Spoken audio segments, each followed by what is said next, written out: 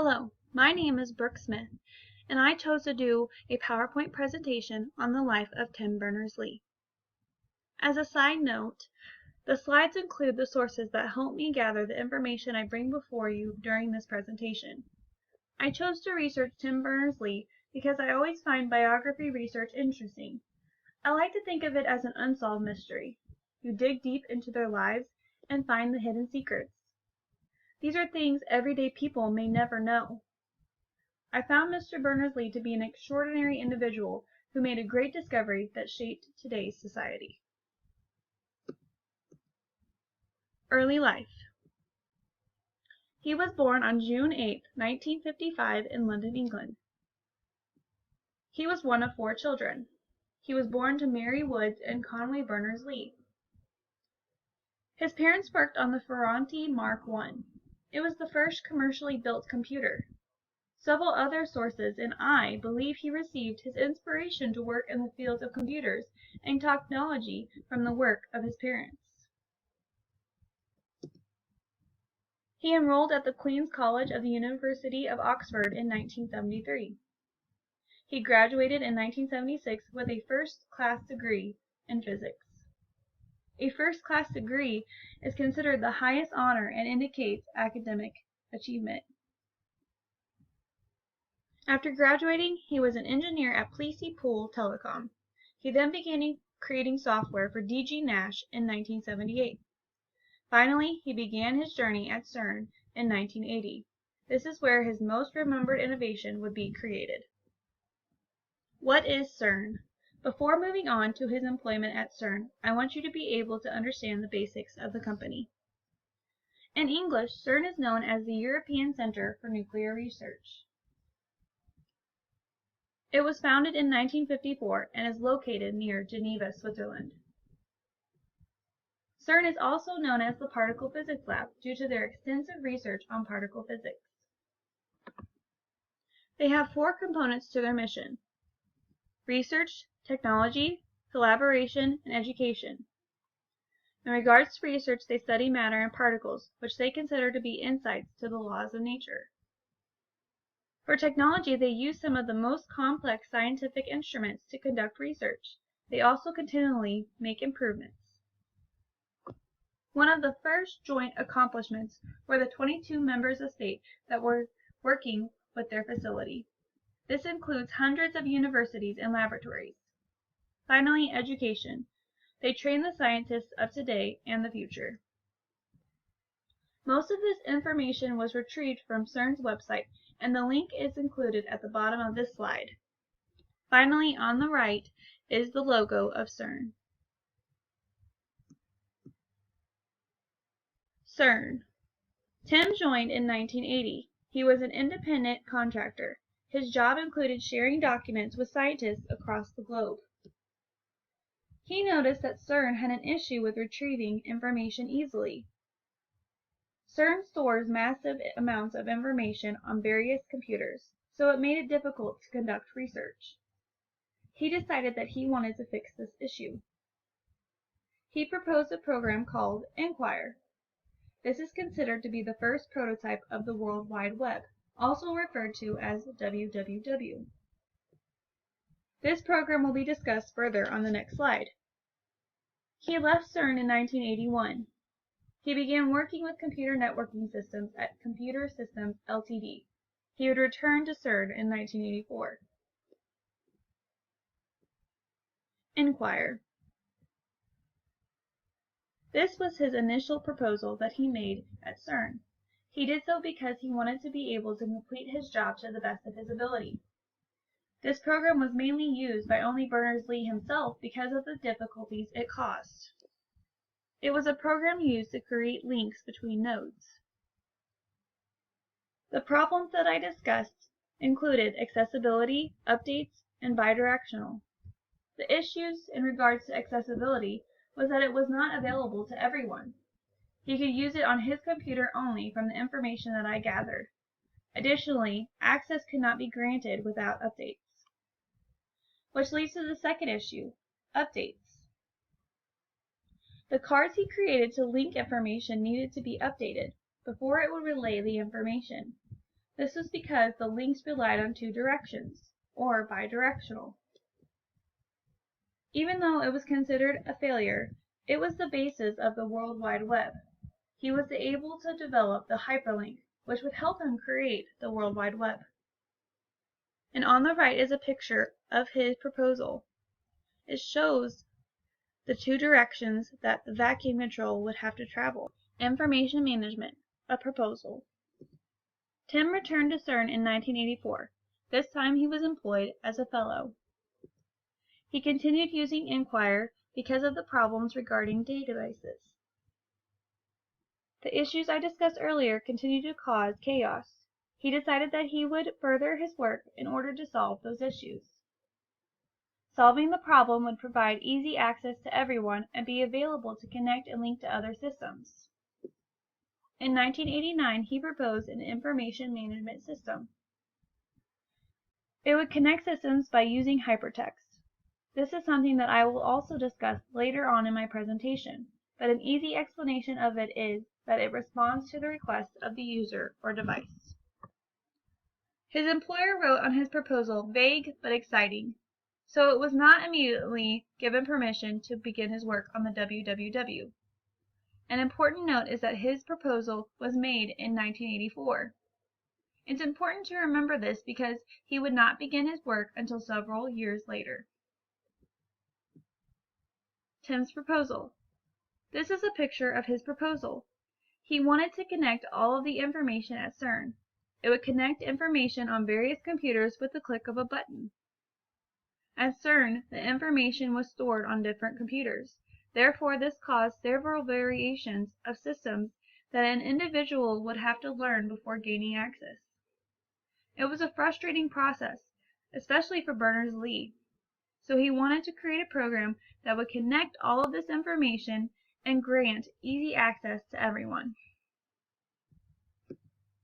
Forming the World Wide Web. As I previously stated, Berners-Lee made his proposal in 1984. Finally, in September 1990, 6 years later, his employer gave him permission to begin his work on the WWW. By October of that year, he had written 3 fundamental technologies of the World Wide Web. These remain vital today. The first is known as Hypertext Markup Language, or also known as HTML. This is how web pages are published. It is the language of the web. The second is Universal System for recognizing the location of web pages, otherwise known as URL. Another name for it is URI, Uniform Resource Identifier. This is the identification of the address. It is unique to each resource on the web. The last written technology is Hypertext Transfer Protocol, HTTP. This serves the web page's requests. It also allows links to be retrieved from other links across the web. He also produced the first web page and server with the help of Robert Caleo. PowerPoints of the proposal and goals of the World Wide Web. He not only had an ingenious idea for the World Wide Web, but he also included powerful points that helped create today's web. He had realistic goals. He kept to the bare minimum because he wanted to be able to create and finish his proposal rather quickly. So he stayed focused on his overall mission. However, this did not inhibit his ability to think of future uses. He also considered universal compatibility. One of the biggest concerns and issues he faced was the fact that information was separated. Therefore, it could not be easily accessed on only one device. He desired to allow access to everything on the web throughout the world. This would allow information to be shared easily. His system would allow individuals to collaborate with one another because information would readily be available. He saw the need in the world, and he had futuristic goals. He knew that other possibilities would be likely. He looked at privacy issues and compatibility in order to provide for the future. The future would include looking at fees. Another powerful point was allowing royalty-free access to the web. He didn't sell his discovery to any company, granting a free web to all people. This was and continues to be one of his major concerns regarding the web. He pushed for free access until CERN agreed in April 1993. This allowed for creativity and helped the World Wide Web become what it is today. He stated, had the technology been proprietary and in my total control, it would probably not have taken off. You can't propose something to be a universal space and also keep control of it, therefore allowing continuous growth in the World Wide Web. The 1991 World Wide Web. When the World Wide Web was created, it only provided a text-only service. This is not the web we know today, but he knew it would lead to more discoveries.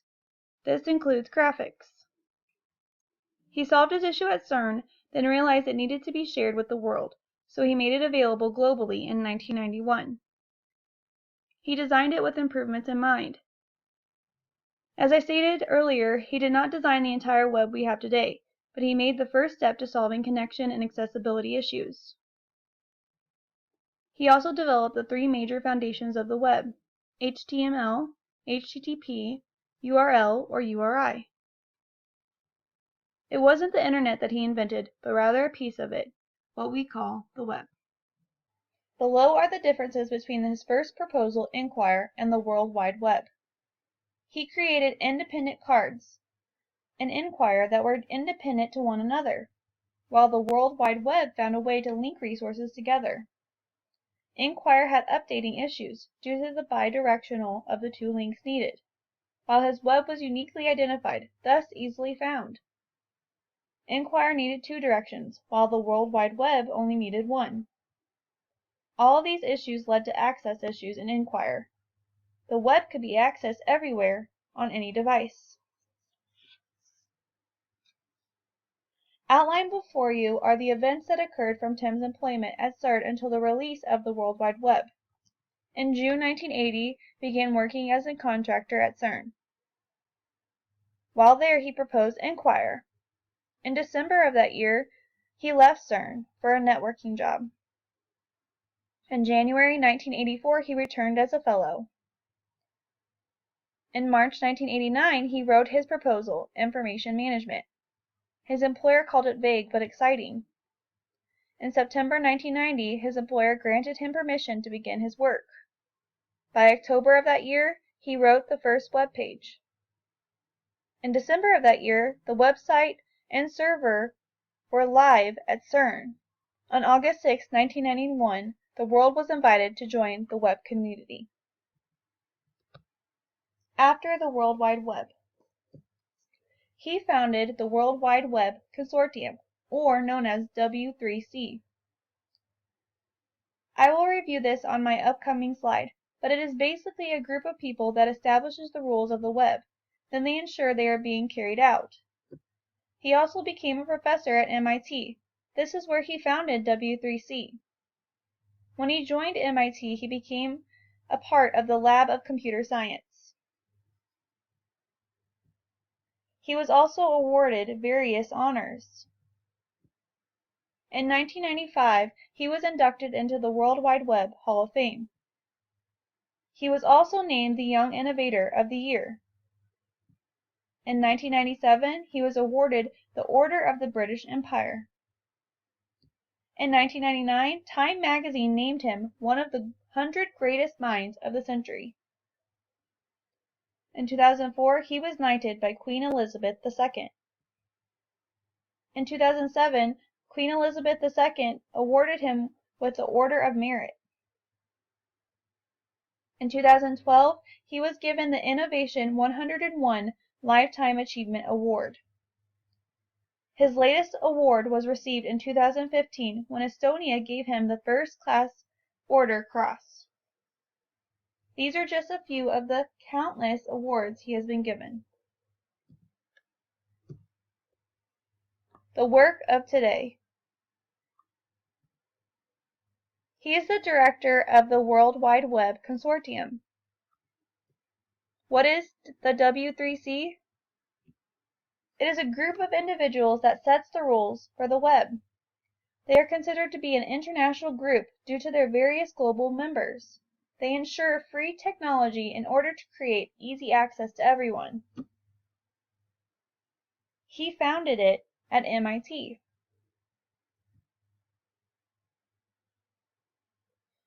Their free access ensures long-term growth of the www. Their mission is for the web to reach its fullest potential. They believe this to be accomplished through access that is available without payment. The guidelines ensure growth and creativity. Why W3C? The purpose. W3C and Berners-Lee understood and continue to understand the social value of the web due to the numerous opportunities it provides. It is their desire that anyone can access the web no matter the circumstance. So it provides a web for everyone. It also strives to have the web available on any device, including mobile and stationary, so it's available everywhere. The vision consists of 3 components. Web for rich interaction. It was Tim's dream for people to collaborate throughout the globe. This led to social network eventually. This is a major part of the World Wide Web today. Web for data and services. It consists of enormous amounts of data that is linked and considered to be a set of services. The services and links work hand in hand to provide a web.